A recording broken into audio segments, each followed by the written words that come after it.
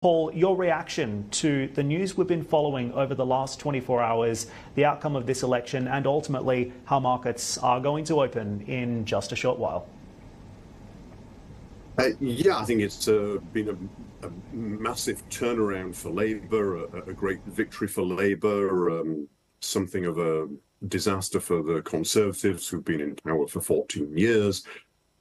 Having said that, it's not as dramatic as I think opinion polls had been suggesting.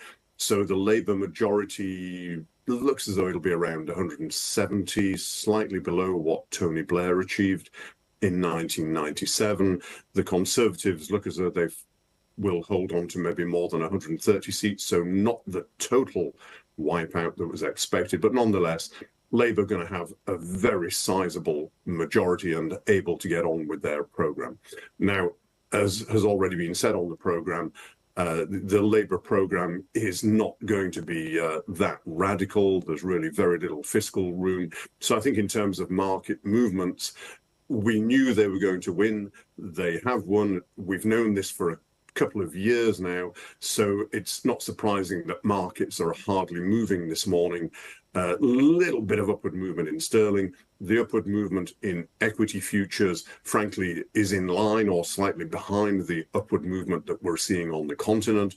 So nothing dramatic there, and the gilt market really pretty much unchanged. So I think the markets that already integrated this and the changes on the fiscal side are going to be so minor that it's really not going to perturb anybody.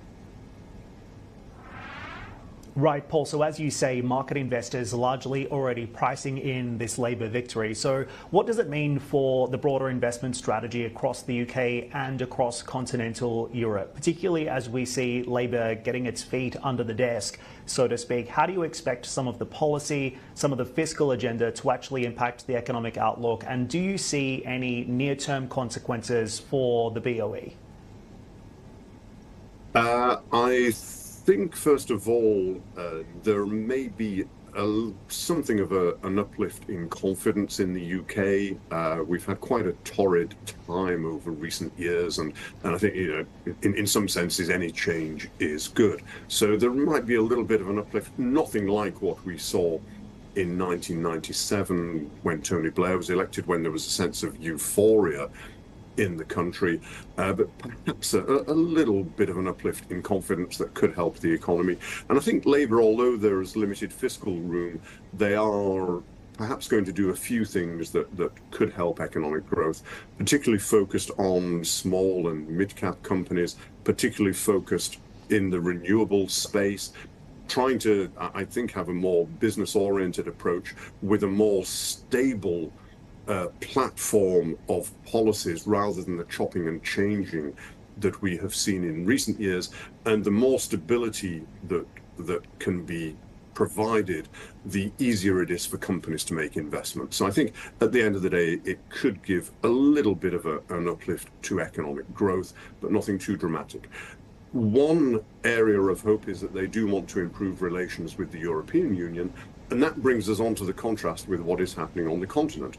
And actually, it is what is happening on the continent that could provide the biggest fillip to UK assets, with the complicated situation that is unfolding in France, and with the risk of a deterioration in the relationship between France and the European Union, and maybe a bit of a breakdown in the relationship between France and Germany. That may put on hold the European Union project. We've had a shift to the right in a range of countries in Europe now.